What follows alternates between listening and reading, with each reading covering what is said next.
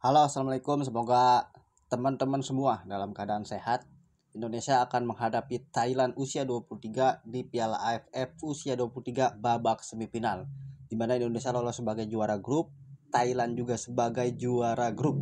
Di babak semifinal ini Indonesia mengalami sedikit kekurangan karena Arkan Fikri tidak dapat dimainkan cedera ya pada saat menghadapi Filipina, dan kemungkinan besar Indonesia juga berpeluang di lini tengah akan kehilangan yang namanya Tony Firmansyah.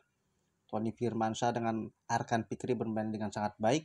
Tentu dua pemain ini kita sangat kehilangan sekali, di mana hanya menyisakan Muhammad Rehan Hanan di tengah. Mungkin juga nanti ada Robby Darwish yang akan lebih mobile bermain. Bisa jadi juga nanti di sisi sayap sebelah kiri Doni Tri Pamungkas akan ditarik ke atas, dan posisi Doni Tri Pamungkas akan digantikan. Tentunya ini juga merupakan langkah yang berat, di mana di dua pertandingan terakhir Indonesia tidak mampu mencetak gol ketika menghadapi Malaysia 0-0. Lalu menghadapi Filipina kita memang menang 1 gol, tetapi gol tersebut lewat lemparan ke dalam dan juga lewat gol bunuh diri. Seandainya pemain Filipina tidak mencetak gol bunuh diri, maka kita dalam keadaan seri pada saat itu. Dan yang kita hadapi adalah Thailand. Thailand di dalam dua pertandingan terakhir di Piala AFF usia 23 sekali menang dan satu kali seri. Menang menghadapi Timor Leste 4-0 dan juga 0-0. Pertandingan kedua menghadapi Myanmar itu seri 0-0. Indonesia ada 3 pertandingan. Brunei menang 8-0 lawan Brunei ya. Terus lawan Filipina kita menang 1-0, lawan Malaysia kita juga seri 0-0. Dan untuk head to head antara timnas Indonesia usia 23 menghadapi Thailand usia 23, di mana saling mengalahkan. Tentu kita juga pernah mengalahkan Thailand, dan Thailand juga pernah mengalahkan Indonesia. Yang terakhir tahun 2023 kita menang 1-3 atas Thailand, dan juga Thailand tahun 2022 kalau nggak salah itu menang 1-0, dan kita di Piala AFF juga itu menang 2-0 tahun 2019. Waktu itu pelatihnya masih coach Indra Sapri. Ini menjadi tantangan tersendiri bagi Gerard Vandenberg, sekaligus pertaruhan ya, dari mana taktik-taktik tersebut yang sudah dijabarkan oleh Gerard Vandenberg ini harus dieksekusi oleh pemain-pemain semua, dari lini tengah, lini belakang, lini depan, dan terutama ini lini depan. Di depan kita sangat tumpul, kita hanya mampu mencetak gol ketika menghadapi Brunei, tetapi selain melawan Brunei kita tidak mampu mencetak gol. Dan ditambah di babak semifinal kita akan menghadapi Thailand.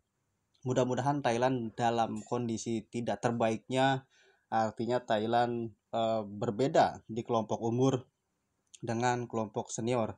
Tentu kita berharap kita bisa memaksimalkan atau memanfaatkan peluang-peluang yang ada. Tentu peluang kita memang tinggi karena bermain di depan pendukung kita sendiri, dan sudah dipastikan bahwa Stadion GBK akan penuh dengan penonton seperti kemarin menghadapi Malaysia. Walaupun perbedaan antara pertandingan Malaysia dengan Thailand, karena menghadapi Malaysia memang lebih kepada harga diri ya, walaupun kita memang tidak wajib menang ketika menghadapi Malaysia, tapi atas dasar harga diri. Dan kalau menghadapi Thailand ini kita wajib menang agar bisa lolos ke babak final dan mencapai target sebagai juara. Kalau kita terhenti, tentu ini menjadi kegagalan untuk semua, bukan hanya pelatih tetapi juga ketua umum PSSI, yang mana memang dia yang menunjuk, Pak Erick Thohir menunjuk Gerard Vandenberg. Dan tentu dari formasi yang ada pasti Indonesia akan memasang 4 back, dan juga bisa berubah nanti di pertengahan pertandingan itu bisa menjadi 3 back. Dan yang jadi pertanyaan, apakah Muhammad Ferrari ini akan dimainkan atau tidak, kita masih belum tahu, karena pasangan Kadek Arel dan juga Kakang Rudianto ini bermain dengan sangat baik, dan di posisi menjaga gawang harus Cahya Supriyadi, karena di pertandingan terakhir Cahya Supriyadi menepis tendangan bebas dari pemain Malaysia. Kalau itu tidak tepis, itu bola pasti masuk. Untungnya Cahya Supriyadi bisa menepis bola tersebut, dan Indonesia terhindar dari kekalahan. Di kanan pasti akan dipasang Enzi Buffon, di tengah Muhammad Rehan Hanan, Robby Darwish yang sudah pasti akan menjadi starter dan akan mobile mainnya Jun. Dan juga mungkin di kiri akan diisi, bisa jadi Frankie Misa, bisa jadi juga Donitri Pamungkas agak didorong ke depan, dan di sebelah striker kiri LW itu Rahmat Arjuna, dan juga di sebelah kanan Victor Diatan dan striker James Raven. Jadi harus benar-benar dimanfaat peluang sekecil apapun, karena kita bermain di hadapan pendukung kita sendiri, kita harus memanfaatkan peluang. Kalau kita tidak mampu memanfaatkan peluang, maka potensi kita akan menang semakin menurun dan semakin menipis. Dan ini adalah pertandingan yang syarat emosional. Tentunya di sisi lain kita sedang berjuang di Piala Dunia, ya, kelas senior di usia 17-nya juga kita sudah masuk Piala Dunia, dan ini adalah pemain-pemain cikal bakal yang akan bukan membawa, tetapi mewakili, pemain-pemain yang mewakili untuk kualifikasi Piala Asia usia 23 nanti di tahun ini, yang tentunya pelatihnya juga Gerard Van den Berg. Tapi bukan tidak mungkin apabila nanti Gerard Van den Berg tidak mampu juara, ada potensi untuk di rotasi seperti pelatih timnas putri Indonesia Coach Mochi yang gagal di Piala ASEAN, bukan di kualifikasi Piala Asia, akhirnya di posisinya dicopot. Dan tentu kita harus memberikan support terbaik, dukungan yang terbaik, tentunya doa dan harapan itu masih ada, karena Thailand di kelompok umur pun berbeda dengan Thailand di usia senior, dan kita juga memang beberapa kali pernah mengalahkan Thailand usia 23, dan mental saya